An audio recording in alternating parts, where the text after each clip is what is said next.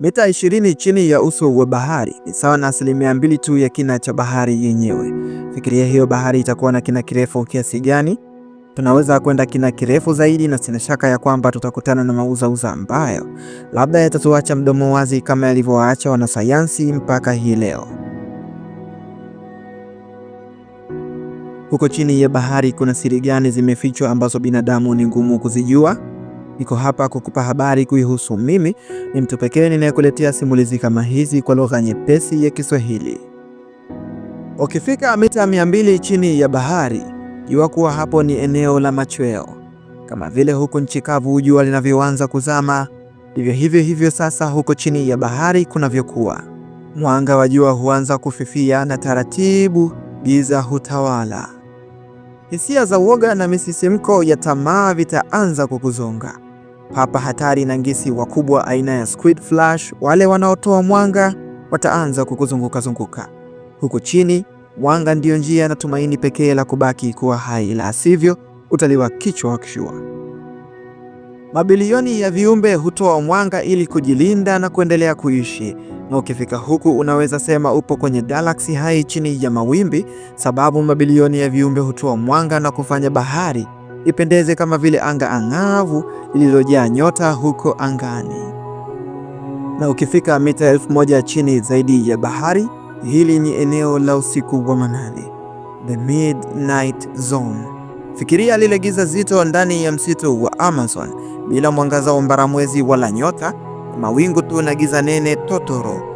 Zitasikika sauti za bundi tu labda, na minyato ama miburuzo ya viumbe hatari kama anakonda na jagwa wanaopenda kuwinda usiku wa manane. Ndio sawa sasa na hapa chini ya bahari. Hakuna mwanga uliowahi kufika hapa kamwe. Pako kimya kabisa.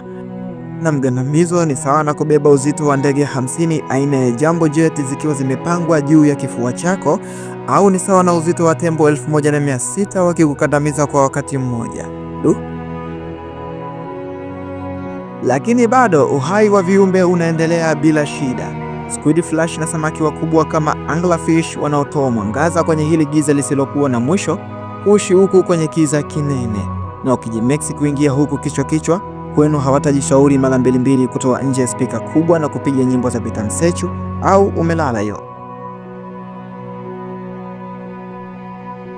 Sasa mita 4000 chini zaidi ya bahari, welcome to the abyss. Hili ni kaburi la baridi lililojaa mabaki ya meli zilizozama na mauzauza, na hapa ndipo meli ya Titanic ilipopumzika. Imehifadhiwa katika ukimya mzito tangu mwaka 1912.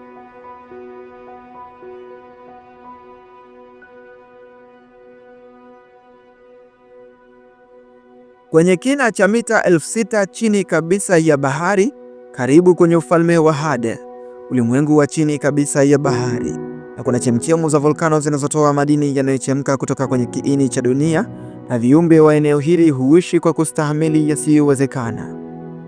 Na kila mita 10 chini ya bahari, shinikizo huongezeka kwa takriban 1 atmosphere. Kitaalamu wanaita 1 atm. Maana yake ni sawa na mara moja ya shinikizo la hewa juu ya uso wa dunia. Hivyo kwenye mita 6000 shinikizo litakuwa 600 atm, ambayo sawa na mara 600 ya shinikizo la hewa juu ya uso wa dunia, na joto litashuka hadi kufikia nyuzi joto 0 centigrade, kiwango ambacho maji safi huganda kuwa barafu katika shinikizo la kawaida la hewa. It is very hard for a human to survive. Huku chini hakuna uwezekano wa mwanadamu kuishi ama kuogelea akiwa na swimming customs na mtungi wa gesi peke yake. Mazingira ni very tight na mgandamizo ni mkubwa pia. Sasa wewe unajifanya ni mpenzi na hodari wa kuyakata maji, njoo uzame huku chini na bichwa lako kubwa lisiloelewa ukutane nacho kilichomtoa kanga manyoya. Na kama utafanikiwa, basi ukitoka njoo ni dai 3000 mtu wangu. Kama una kisukari chako cha ghafla, hapa si mahali pa kufika kabisa. Na kama utaleta ubishi kung'ang'ania kuogelea huko chini, basi mapafu na viungo vyako vitasagika mara moja. Sasa kwa nini samaki wanaishi? Au samaki ni viumbe aliens? Dunia ina siri nyingi sana. Labda hata wale samaki mtu nguva tunaowasoma kwenye vitabu vya hadithi na machapisho ya makala mbalimbali, huenda kweli wapo, wanaishi huko mbali na sisi, na mara moja hujitokeza juu. Sisi tukiwaona tunawashangaa, na wao wakituona wanatushangaa. Kila mmoja anamshangaa mwenzie na kumuona kitu cha ajabu ama kituko. Na hatimaye utafika chini kabisa kwenye kitako cha bahari.